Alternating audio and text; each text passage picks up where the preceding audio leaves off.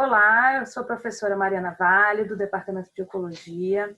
Bem-vindos aos Seminários em Ecologia, que são uma disciplina que está sendo lecionada durante o período letivo excepcional de 2020. E esse aqui é o seminário de número 12. No seminário 12, a gente vai receber o doutor Rodrigo Tardan, que vai falar sobre ecologia de cetáceos na Baía de Sepetiba. Vocês podem ter mais informações sobre o doutor Tardan nos detalhes desse vídeo. Rodrigo, está contigo. Obrigado, Mariana. Prazer aí estar com vocês nessa disciplina. Apresentar um pouco aqui do meu trabalho. Vou compartilhar aqui minha tela. Beleza, então hoje a ideia é falar um pouquinho sobre os cetáceos dentro da Baía de Sepetiba, falar um pouco dos trabalhos que a gente tem realizado e dar um panorama geral disso dentro dos aspectos ecológicos desses animais. Esse é um trabalho que envolve várias instituições, tanto a UFRJ, quanto a UERJ, quanto a Rural, onde começaram esses trabalhos lá na década de 90. Então, quando a gente fala em termos da distribuição das espécies, saber onde essas espécies estão, saber a abundância delas é uma questão central dentro da ecologia. E para a gente entender melhor a distribuição de como esses animais estão, onde eles estão, por que eles se distribuem da forma que eles se distribuem, a gente tem diversos estudos que tentam avaliar esses aspectos. E dentro desses aspectos, a gente tem diferentes fatores que influenciam a distribuição das espécies. Então, grande parte dos estudos, eles vão avaliar como que os fatores climáticos podem afetar essa distribuição. Os fatores climáticos, eles vão ser variados, seja em ambientes terrestres, ambientes marinhos. Nos ambientes marinhos, por exemplo, a gente vai ter aí como fatores climáticos a temperatura da água, a profundidade, as correntes, a salinidade, alguns exemplos de fatores climáticos. São fatores climáticos muito usados para se tentar investigar onde que as espécies estão, quais fatores influenciam essa distribuição. E recentemente a gente teve um boom, uma grande concentração de estudos que também tentam entender de que maneira alguns fatores humanos influenciam a distribuição das espécies. São estudos mais recentes que tentam entender como que as nossas atividades estão influenciando. E isso vai envolver tanto atividades de pequena escala, como a pesca artesanal, por exemplo, a atividades de larga escala, como, por exemplo, transporte de navios, petroleiras, atividades sísmicas e até atividades que são em escalas maiores ainda, como mudanças climáticas globais. Então, dependendo de como a gente quer entender a distribuição das espécies, das ferramentas que a gente vai ter aí escalas locais, fatores locais, profundidades locais, fatores humanos em termos das atividades em escalas tanto locais restritas, como que eu vou falar hoje, até escalas globais. E dentro desse aspecto, quando a gente fala da distribuição dessas espécies e quais fatores que podem influenciar, a gente começa a entender que existem diferentes ambientes onde essas espécies estão em perigo, seja em perigo de extinção ou em perigo de, por exemplo, extinção local. E dentro desse aspecto, a gente vai ter, por exemplo, as unidades de conservação, que são boas ferramentas para a proteção da biodiversidade como um todo. Nesse mapa, por exemplo, que eu mostro aqui para vocês, a gente tem diferentes unidades de conservação, seja em ambientes costeiros, onde a gente vai ter uma série de desafios para se elaborar, implementar uma unidade de conservação, assim como unidades de conservação oceânicas, que a gente vai ter uma outra série de desafios dentro desse aspecto.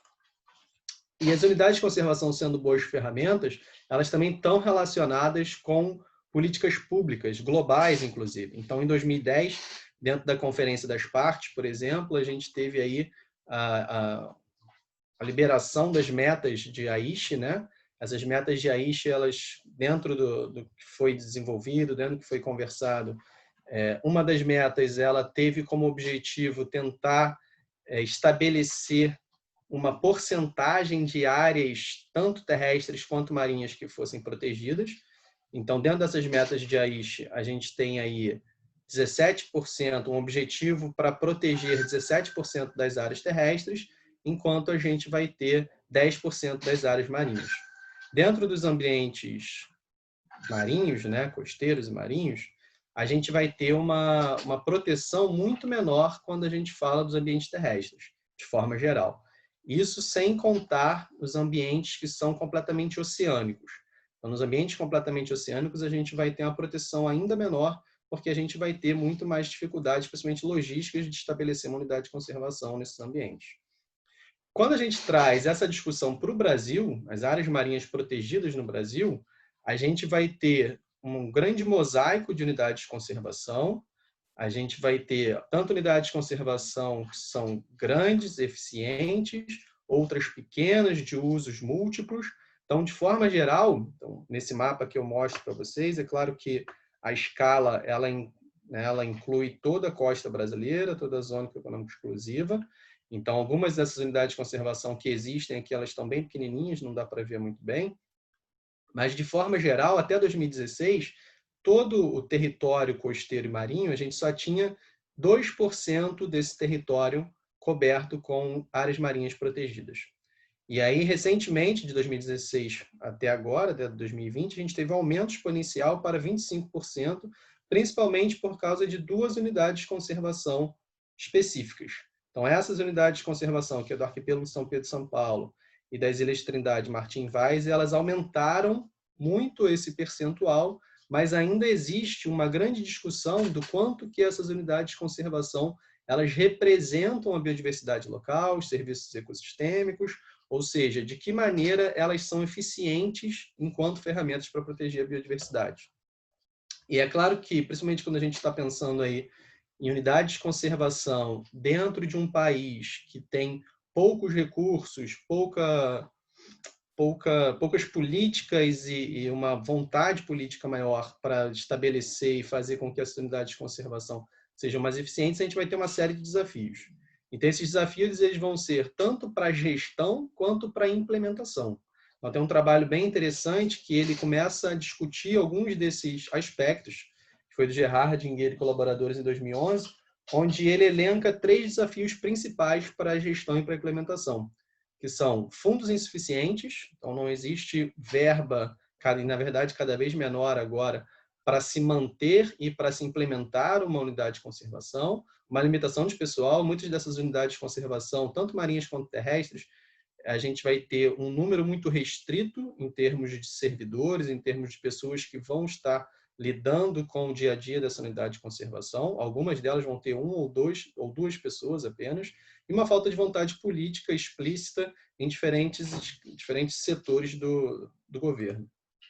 Então, dentro desses desafios, por mais que essas unidades de conservação existam, e a gente tem hoje 26% do território, bem mais do que o proposto pela meta de Aichi, a gente ainda vai ter uma baixa efetividade, a gente vai ter uma baixa representatividade de diferentes componentes da biodiversidade, das ameaças que existem. Então, é muito comum a gente ver, mesmo dentro de unidades de conservação, a continuidade de atividades proibidas, que deveriam ser proibidas. Então, como sobrepesca, como poluição vindo de navios ou vindo de indústrias. Então, todas essas atividades, em muitas dessas unidades de conservação, onde não se tem um pessoal adequado, onde se não consegue fazer uma fiscalização eficiente, essas atividades continuam ocorrendo. E existe um grande debate bem interessante sobre quais seriam as melhores características para se ter unidades de conservação efetivas. Então, você tem desde autores que estabelecem 5 aspectos principais, como o tamanho da unidade de conservação, o quanto que ela proíbe atividades, né? Então, que no inglês é chamado de Marine Reserve, são as nossas unidades de conservação de proteção integral, onde você vai ter quase nada de atividade humana, quando tem. Você vai ter também outros autores que falam sobre uma rede de unidades de conservação, que não adianta ter unidades de conservação grandes, antigas, que sejam de proteção integral, se elas não estão conectadas dentro de uma rede. Enfim, existe um grande debate de quão efetivas são essas unidades de conservação, e isso traz, então, vários estudos que têm observado e têm trabalhado com isso. Então, no meu caso, eu vou trabalhar com os cetáceos para tentar discutir um pouco desses aspectos ecológicos, de onde esses animais estão, o que influencia esses animais e como essas unidades de conservação elas podem ou não estar protegendo o ambiente deles, de que forma elas podem ser efetivas. Então, os cetáceos são bons organismos modelos nesse sentido, porque são espécies de grande extensão, eles têm uma área de vida muito grande, são animais que vivem muito tempo, são considerados, dentro do seu grupo, são considerados espécies-chave, uma vez que o desaparecimento delas pode levar ao desaparecimento de outras espécies. Boa parte dessas espécies são predadores de topo, então elas tendem a ter um papel de regular aquela estrutura trófica, e também são sentinelas do ambiente, uma vez que eles conseguem ter em sua gordura, em seus corpos, armazenar poluentes, por exemplo. Então, são animais que a gente consegue entender qual é a qualidade do ambiente a partir da presença ou ausência deles ali. E outro aspecto que não pode ser deixado de fora é a própria natureza carismática desses animais, uma vez que eles podem... Então, se você tem uma verba e você pode alavancar ações de conservação, você pode, por exemplo, usar esses animais como ferramentas, né? Como um guarda-chuva, como uma espécie carismática, que muitas vezes você vai ter mais facilidade para dialogar com a população com uma espécie carismática, falando protejam as baleias, enquanto isso, na verdade, você vai estar protegendo toda uma série de outros organismos ali, além do ecossistema. E nesse caso específico, o boto cinza, que é uma das espécies mais comuns no nosso litoral, de toda a costa, a gente vai ter o boto cinza ocorrendo desde o norte de Santa Catarina até Honduras, então continuamente por toda a costa, com diversas baías e estuários onde tem a população dessa espécie. É uma espécie, como vocês podem ver aqui, é um golfinho de pequeno porte, que vai chegar a 1,80 m, 1,90 m, que tem aí uma função de predador de topo dentro dessas baías e estuários, se alimentando principalmente de peixes. E dentro do Sudeste, aqui no Rio de Janeiro principalmente, a gente tem um complexo estuarino da Baía de Sepetiba e Baía da Ilha Grande, que são consideradas áreas prioritárias para a conservação da biodiversidade. Hoje a gente vai falar especificamente aqui da Baía de Sepetiba, onde tem uma população de boto cinza que já é monitorada um bom tempo. A Baía de Sepetiba em si, hoje ela é uma das principais regiões portuárias do estado do Rio de Janeiro, principalmente a partir das obras da cidade do Rio, onde grande parte das atividades portuárias ali, naquela obra conhecida como Porto Maravilha, elas foram então deslocadas daquela região para a Baía de Sepetiba. Então a gente começa a ter, a partir de 2014, 2015, um boom de novos portos e novas atividades industriais e portuárias na Baía de Sepetiba. Então, em 2014, por exemplo, a gente teve a construção do Porto Sudeste, que carrega milhões de toneladas de minério de ferro, por exemplo. O Porto de Itaguaí, que é considerado um superporto, né, um hub, onde você vai ter diferentes regiões, que diferentes empresas vão atracar seus navios, ou seja, uma atividade portuária, uma atividade industrial bem forte, principalmente nos últimos anos. Então, nesse mapa aqui, eu mostro para vocês, para vocês terem uma noção, um pouco dessa natureza complexa das atividades que você tem na Baía de Sepetiba. Então, todos esses polígonos que estão aqui em laranja, que estão listrados, são diferentes empreendimentos, que a gente tem uma zona industrial de Santa Cruz, a gente tem diferentes portos aqui, então Porto de Itaguaí, que é esse super hub todo aqui, Porto Sudeste, hoje a gente tem aqui a CSA. Além disso, a gente tem uma atividade de pesca artesanal que já tem muitos anos ali e que tem sofrido um impacto significativo em relação a todas essas atividades industriais.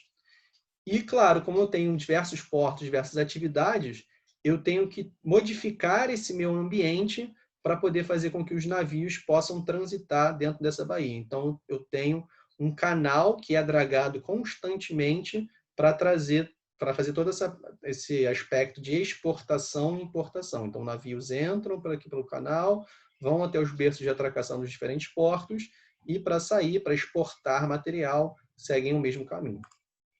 E, ao mesmo tempo, dentro dessa grande complexidade de atividade, dentro dessa loucura que é a Baía de Sepetiba, a gente tem uma população residente do boto cinza. População residente, a gente vai ter aí principalmente animais que são vistos todo dia, durante todas as estações do ano. A gente tem uma das maiores populações de boto cinza de toda a distribuição e uma população que vai usar a baía para todas as atividades vitais. Isso inclui a reprodução, então são os animais que se reproduzem ali, criam seus filhotes ali. Então essa foto aqui mostra um filhote recém-nascido dentro da Baía de Sepetiba e que também usa a baía como uma forma de alimentação. Então existem recursos alimentares ali, os animais não saem dessa baía. Isso é importante da gente ter em mente. E a partir disso, a gente vai ter aí algumas características da Bahia que também ajudam a trazer um aspecto de maior complexidade em relação a isso. Porque em 2015, por exemplo, a gente tem a criação de uma área de proteção ambiental marinha do Boto Cinza, foi um ganho, podemos dizer assim, para essa região, uma vez que essa unidade de conservação ela foi designada principalmente para a proteção dos botos ali, mas essa mesma área de proteção ambiental, ela institui, por exemplo, que possa ser liberado, possa ser realizado um turismo de observação dos botos cinza. Esse decreto ele foi realizado de forma unidirecional. Esse turismo de observação de boto cinza ele não foi discutido com os diferentes aspectos da sociedade, principalmente em relação aos pesquisadores, mas a gente tem essa atividade sendo permitida nesse momento.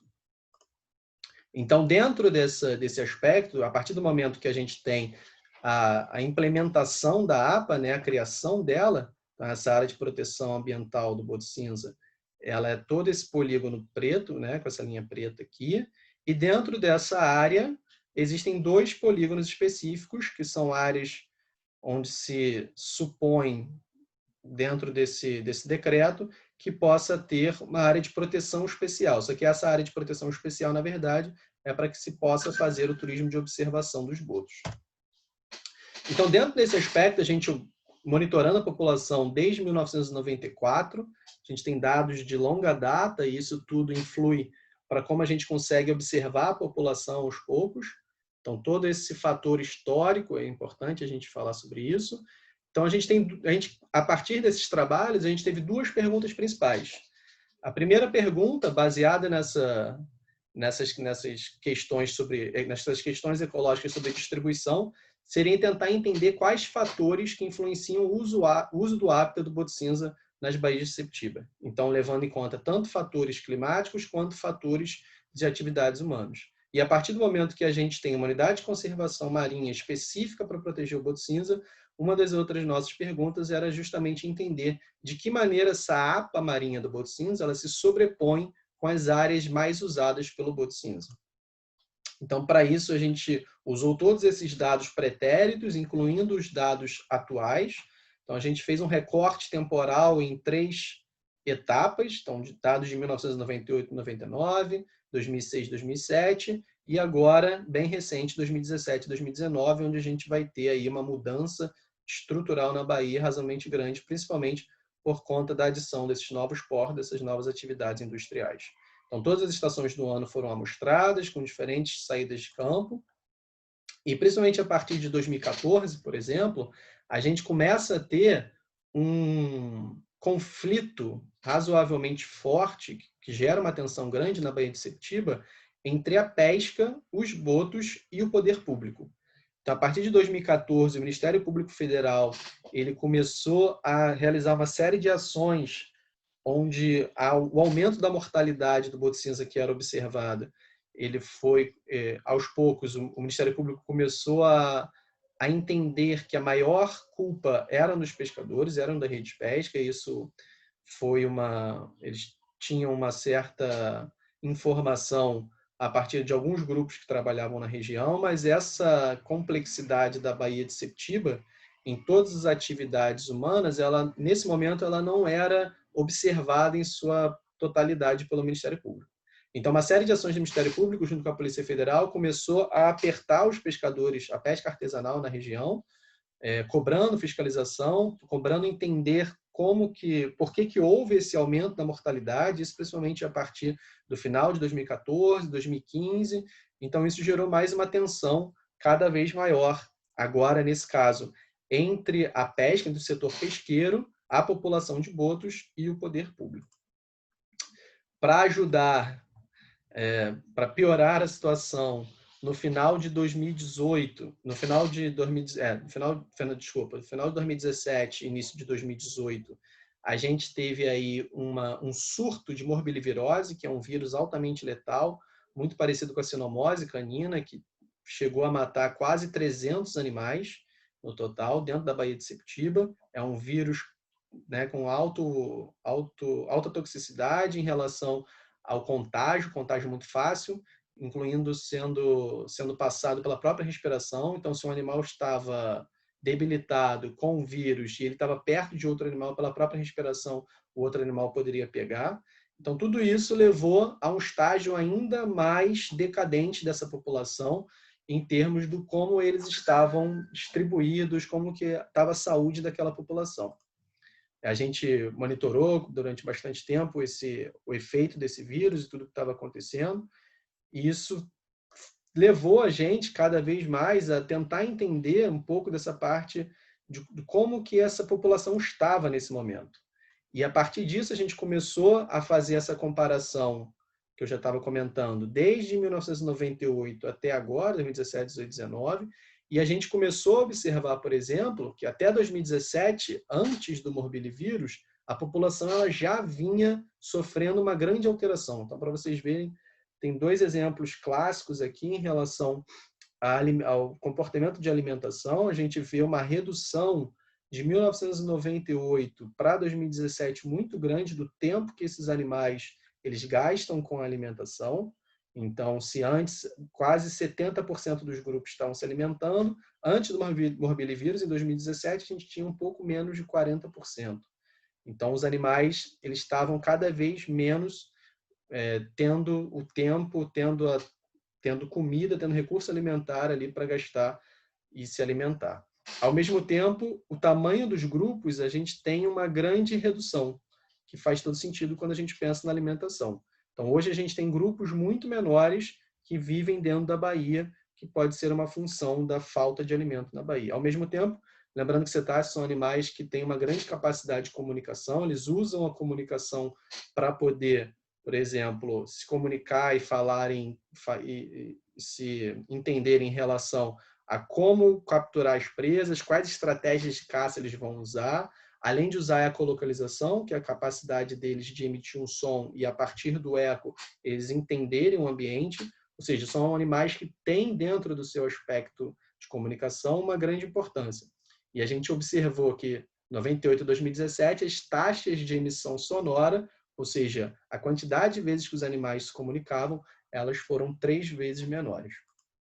Então, tendo esse aspecto já de degradação do ambiente, de modificação da população, e quando teve o morbilivírus, então, novas perguntas surgiram, né? A gente começou a se fazer novas perguntas. A população já vinha decaindo, a população já vinha sendo alterada significativamente. E agora, para piorar, a gente tem um surto de uma doença altamente letal que mata quase 300 animais dentro daquela população. Então, a partir disso, a gente começou a levantar novas perguntas. A primeira delas é tentar entender como que o uso do hábito, se é que ele mudou depois desse aspecto da morbilvirose ao longo dos anos, né? Então, será que esse uso do hábito ao longo de todos esses anos, com todas essas modificações da Bahia, será que ele mudou? E como que esse surto de morbilivírus pode ter alterado o comportamento em si desses animais? Então, é claro que para isso a gente foi, né, lembrando, foi para campo. Toda vez que a gente ia para campo, cada grupo que a gente observava, a gente coletava dados georreferenciados, anotava comportamento, enfim, rodava a Bahia inteira ao redor desses grupos. Então, cada vez que a gente coletava informação dos animais, jogava no laboratório e começava a mapear onde que eles estavam, para tentar entender de que maneira os aspectos, os fatores climáticos e as atividades humanas influenciam esses animais. A gente tem que primeiro tentar caracterizar o ambiente. Então, para isso a gente fez um processamento SIG, né? Então, dentro de uma plataforma aí de sistema de informações geográficas, o ArcGIS, por exemplo, a gente caracterizou a Baía de Sepetiba quanto à presença de clorofila, aos diferentes graus de profundidade, a salinidade, a temperatura da água, ou seja, a gente caracterizou ambientalmente a Baía de Sepetiba. E, a partir disso, a gente desenvolveu um modelo conceitual para tentar entender o que estava influenciando o uso do hábitat, a distribuição da espécie, da população aqui dentro da Baía de Sepetiba. Então, esse modelo conceitual, ele indicava que o ambiente poderia ser uma forçante principal para alterar ou não o uso do hábitat da população de boticeiros na Baía de Sepetiba. Dentro disso, as atividades humanas poderiam ser consideradas também separadamente. Então, o clima, o ambiente poderia influenciar ou sozinho as atividades humanas e não o ambiente, ou o conjunto dos dois. Então, um efeito sinérgico do ambiente e das atividades humanas. Para isso, a gente rodou vários modelos, não vou entrar em detalhes aqui, mas depois posso ficar aí à disposição. Adoraria conversar com alguém que tivesse alguma dúvida sobre isso. Então, a gente desenvolveu modelos ambientais só pensando em como o ambiente influencia o uso do hábitat, modelos do que a gente chamou de antropogênicos, onde só as atividades humanas eram consideradas para tentar investigar o uso do hábitat do boto cinza na Baía de Sepetiba, e os modelos sinérgicos, onde a gente tinha tanto as características do ambiente quanto as características das atividades humanas. E depois de fazer toda essa modelagem, todo esse procedimento estatístico, a gente começa a ter essas áreas as preditas de onde seriam mais importantes, onde esses botos eles estariam usando mais. Então, em 1998, por exemplo, pegando os anos principais onde a gente teve maior esforço e maior quantidade de dados, em 1998, a gente rodando esses modelos, esses 3 conjuntos de modelos, a gente tem que tanto os modelos que tinham dentro de suas características o ambiente quanto as atividades humanas, eles foram os melhores para prever essa dinâmica de uso de hábitat do boto cinza. Então, nesse mapa aqui, por exemplo, a gente tem um degradê de cores aqui, né, do verde para o vermelho. Cada quadradinho desse é um grid de 1 km², onde a gente tem as áreas verdes menos usadas e as áreas vermelhas, onde a gente vai ter maior uso de hábitat por parte dos botos. Então, a gente vai ter uma região aqui muito próxima, por exemplo, às áreas de fundeio. São essas áreas achuradas aqui em preto. São áreas onde os navios precisam ficar parados, esperando um sinal para poder atracar nos portos. Então, quando a gente fez um teste específico para isso, a própria distância dos animais às áreas de fundeio, ela foi o fator mais importante para explicar isso. E teve uma alta confiabilidade dentro desse modelo. Em 2006, por exemplo, o modelo que mais explicou esse uso do hábitat foi um modelo que onde só eram incluídas as variáveis ambientais, onde só a concentração de clorofila ela foi importante para predizer onde que esses animais estavam. E aí, mais uma vez, a gente tem aqui o mesmo padrão, né, do verde, onde é menos usado, do vermelho, onde é mais usado, mantendo, quando a gente compara 1998 para 2006, mantendo uma área razoavelmente parecida ao longo dessa quase uma década aí. E quando a gente olha para o momento atual, né, 2017 e 2019, a gente vai ter aí uma pequena mudança em alguns aspectos, mas uma estabilidade maior em outros. Então, 2017 e 2019, por exemplo, o modelo que foi o melhor para explicar o uso do hábitat foi aquele que só continha as atividades humanas como variáveis. Então, nesse caso, as variáveis ambientais aqui elas não estariam explicando de que forma os animais usam o ambiente. Então, mais uma vez, a distância às áreas de fundeio elas continuavam sendo muito importantes e a gente vê um pouco da diferença que a gente observa em relação aos outros anos é o quanto que essas áreas mais importantes elas foram se espalhando pela Baía. Elas pararam de ser concentradas em determinadas áreas e foram se espalhando na Baía. Então, tudo isso levou ao como esses animais usam o ambiente e como que a gente observa hoje essa distribuição. É claro que isso vai estar relacionado também com a efetividade dessa APA. Então, desde quando a gente pegar de 1998 até 2017, 2018, a gente vai ter aí as áreas principais da Baía de uso do hábitat do boto dentro da APA. Então, a APA ela consegue sobrepor com as áreas principais de uso do boto. Mas comparando com anos anteriores, algumas regiões internas da Baía que hoje são vistas aí de alto uso, elas não eram observadas antes. Então, apesar da gente ainda ter uma área preferencial razoavelmente estável, que se espalhou, então isso incorre em maior gasto energético para esses animais, essa é a dinâmica que a gente observa mais hoje. Então, quando você ia em 2000, 2006, 98, a gente via os animais, grandes grupos, sempre no mesmo lugar, e hoje a gente vê diferentes animais, né, em grupos menores, mas espalhados pela Baía como um todo. Então, eles estão se dividindo em grupos menores para procurar esses recursos alimentares, mas todos eles, quase todos eles, basicamente dentro da APA. Então, isso traz um deslocamento maior e um gasto energético maior para esses animais. Só que, ao mesmo tempo, com toda essa transformação da Bahia, por exemplo, essas mesmas áreas sendo utilizadas, a gente tem visto cada vez mais esses animais magros, esses animais com uma condição corporal muito ruim. Então, uma pergunta que pode se fazer sobre isso, é algo que a gente está continuamente investigando ainda, é: será que os animais eles têm uma estabilidade em relação ao uso de hábitat porque ainda tem alimento ali? Ou será que isso depende da capacidade de memória e de aprendizado deles? Lembrando que são animais que têm uma alta capacidade cognitiva, onde a informação é passada entre diferentes animais dentro daquela sociedade, e são animais aí que vão estar usando essas informações aprendidas desde gerações ou até durante o momento para poder procurar presas, para poder capturar essas presas. Então, os animais usando as mesmas áreas, aparecendo magros. Será que estão procurando cada vez mais essa comida? E isso, inclusive, bate com o dado da ictiofauna, onde a gente vai ter cada vez menos recursos alimentares na Bahia.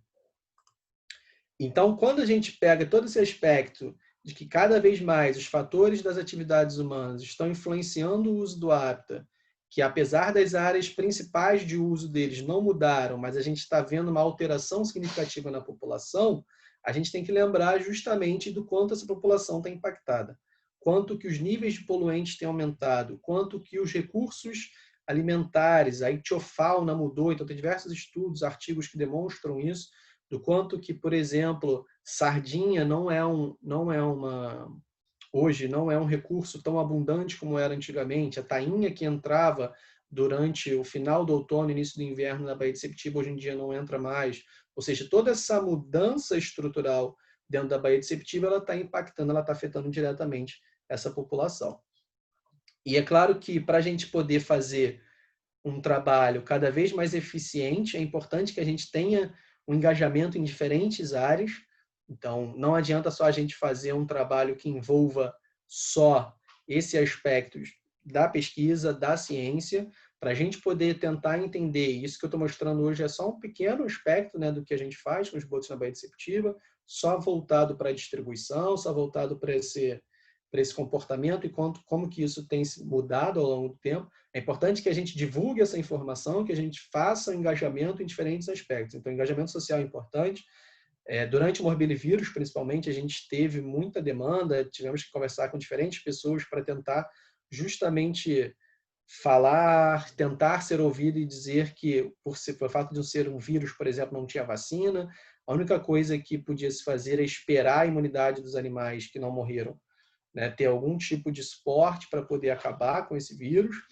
E, como vocês sabem, como é muito discutido, quanto mais estressante o ambiente menor a imunidade dos animais. Então, durante esse tempo, inclusive, a gente fez muitos apelos, tanto para os tomadores de decisão quanto televisão, mídia social, de forma geral, para que as atividades na Baía de Sepetiba elas dessem uma diminuída.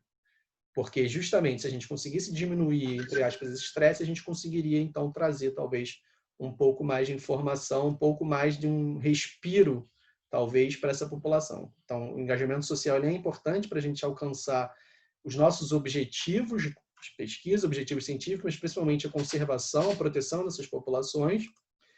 E, por fim, principalmente também falar com os tomadores de decisão. É importante que a gente chegue, alcance essas pessoas que têm o poder de decidir se vai suspender ou não uma atividade, se vai tomar alguma medida mais forte em relação a alguma atividade humana, se vai suspender qualquer coisa que seja.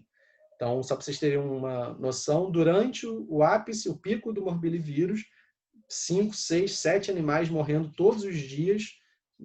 Era muito comum a gente encontrar carcaças mortas assim, enquanto que naturalmente isso não era comum. Uma atividade de dragagem.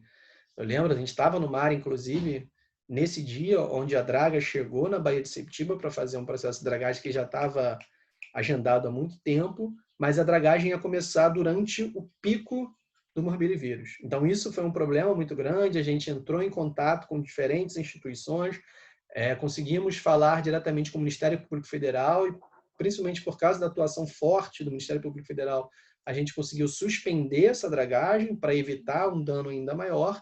Então, para a gente poder baseado na nossa ciência, baseado nas nossas pesquisas científicas, gerar um produto importante para proteger essa população, é importante não só a gente fazer o nosso trabalho, mas a gente também divulgar essa informação para o público e, principalmente, chegar com essa informação com os tomadores de decisão, porque essa interação com eles é o que vai gerar, de fato, medidas mais efetivas, medidas que vão, de fato, poder proteger e mudar um pouco dessa história, principalmente para os botos na Baía de Sepetiba. Então, obrigado mais uma vez aí pela oportunidade de falar com vocês. Meu e-mail está aqui. Quem quiser falar comigo, fiquem à vontade. Eu sou super aberto, adoro conversar em diferentes aspectos, não só dos botos, dos cetáceos, mas de conservação em si. Mariana, mais uma vez, obrigado aí. Obrigado, Rodrigo. Muito obrigado pelo seu seminário. Então, eu gostaria de lembrar que nós temos, para os alunos que estão inscritos na disciplina, nós vamos disponibilizar atividades e materiais adicionais na plataforma educativa que está sendo utilizada durante a disciplina. E se você gostou desse seminário, não esqueça de dar o seu like. Muito obrigada, Rodrigo, e até a próxima. Nada. Tchau, tchau. Até a próxima.